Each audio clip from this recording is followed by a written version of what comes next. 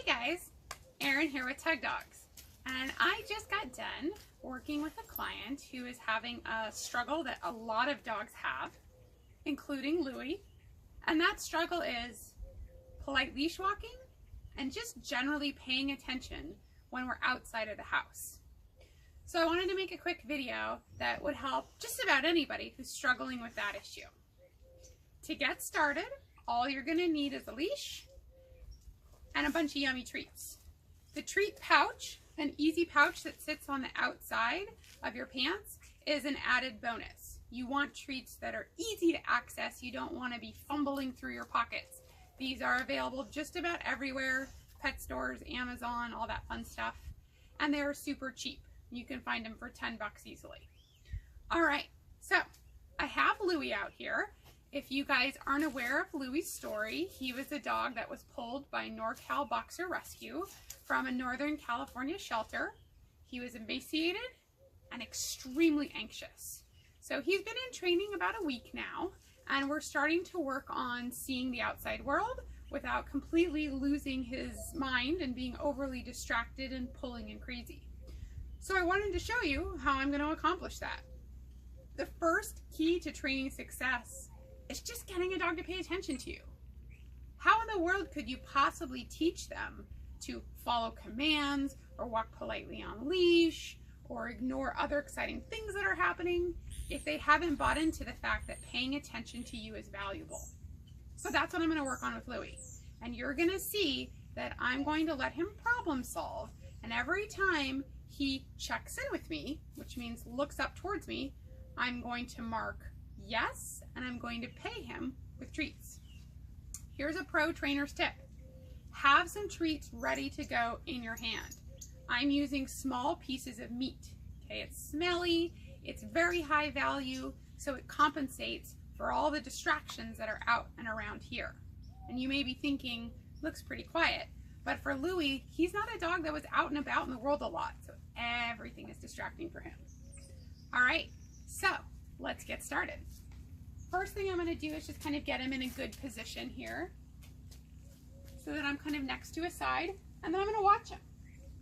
I'm watching for Louie to turn and face me and show interest. Hello. Hi. How's it going? See, you cut the grass. That's right. We got some non-rainy days, so I could do it. We have such great neighbors out here. We're so lucky. So that was pretty distracting for Louie, so I don't expect him to pay attention at this time, right? We're going to wait for that distraction to pass. And that's really one of the keys when you're working with your dog. You have to work at a low distraction level when you start, okay? We don't try and teach kids math in an arcade because we know that that would be unsuccessful, yet we want to do that with our dogs. Start low distraction and build as your dog gains their ability to focus on you. Louie's going to watch that guy go all the way away. All right, another pro trainer's tip. Once the dog has stopped focusing on another distraction, like the gentleman coming by on the bicycle, then I'm going to make a little bit of sound. Not a command, not his name, just something that'll quickly get his attention so that he can get the idea of what we're going to be doing here. All right, so here I'm going to try a couple of sounds and see if one of them resonates with him. Yes. You see how that worked?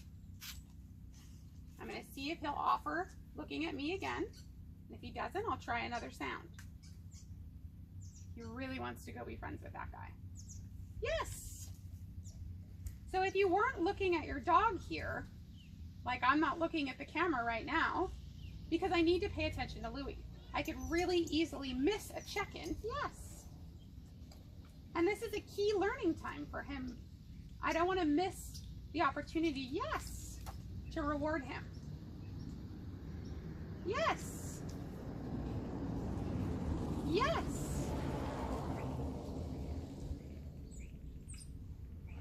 You can see how easily distractible he is. And this would be true for a lot of our dogs and the puppies that we work with.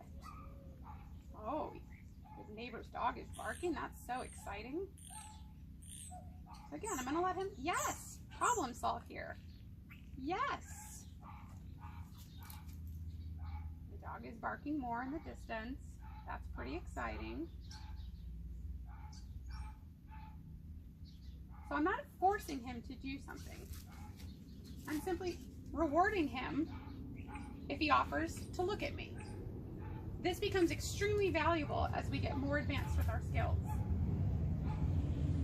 Oh, what a great time I picked the video. We can see in real time how these distractions work. Dog training takes patience. You can't rush them through, especially in foundation. And this work of getting Louie to pay attention,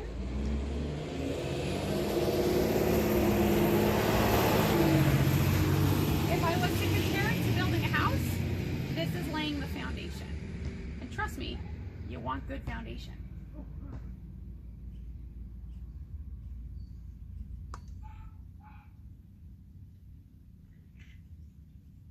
I know it's not very exciting dog training video, but it is really good for you guys to see this and to see how I handle this. Could I force him to move with me? Sure, but that wouldn't really be a good learning opportunity. Once he learns to check out from that and to check in with me and get a reward, that's going to be a really powerful learning opportunity for this dog. And because of that, I'm actually going to use something called a jackpot. And a jackpot means that I'm going to give him multiple treats. For him, I'm going to give him 3, so I have them ready to go in my hand to give him an extra bonus. All right, so because the distraction has now lessened, I'm going to get ready to make a noise and see if I can get his attention. Up, up, up, up. Yes! Got the big mega reward. Let's see what other distractions happen upon us. Got some background noise. Yes! Yes! Yes, here I'm paying him just for sustaining focus. Yes. Again, the more your dog looks at you, the better off you are. Yes. Yes.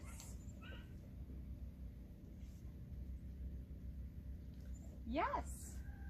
Think of how easy it will be to coach a dog who's already paying attention to me. Yes. Yes.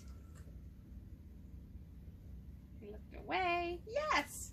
Checked back in. Yes. Very nice. So now I'm going to start adding some movement to it. Yes.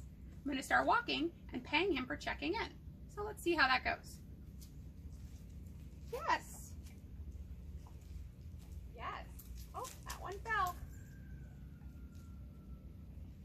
Yes.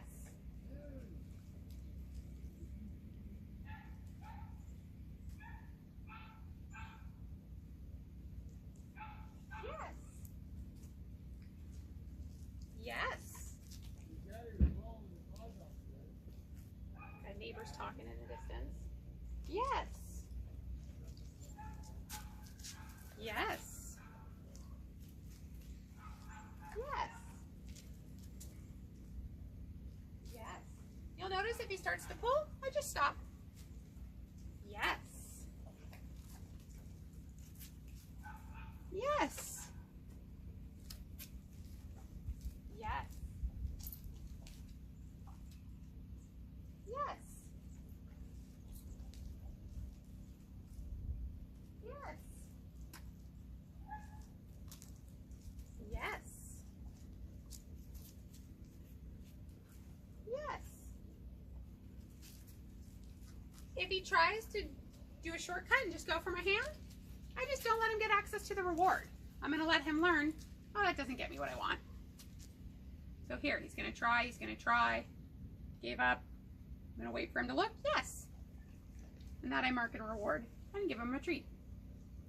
So, this was a short and pretty simple video, but really a powerful one, right? If you can repeat this with your dog, starting in a low distraction environment, the more distractible your dog is, the quieter the environment needs to be so that your dog thinks that you're the most exciting thing in the area. I love having dogs earn their entire meals this way. Take their kibble, mix in a few high-value treats, put it in your treat pouch, and just spend 20 minutes paying your dog for paying attention to you. Once they can do it while you stand still, you can start adding in some movement. Give it a try with your dogs, and I think that you will see pretty quickly how much of a benefit it is, not just to polite leash walking, but into all of your training, from teaching your dog obedience commands, to working with a dog who is fearful, to working with a dog who has leash reactivity and barking issues, to getting off leash. This is good for everything. And that's why I do it with every single dog I have. All right, Lou, thanks for being such a good helper. We'll be repeating this with Louie throughout his training time here. Yes. And we would love to hear how it's going with your dogs. All right, guys, happy training.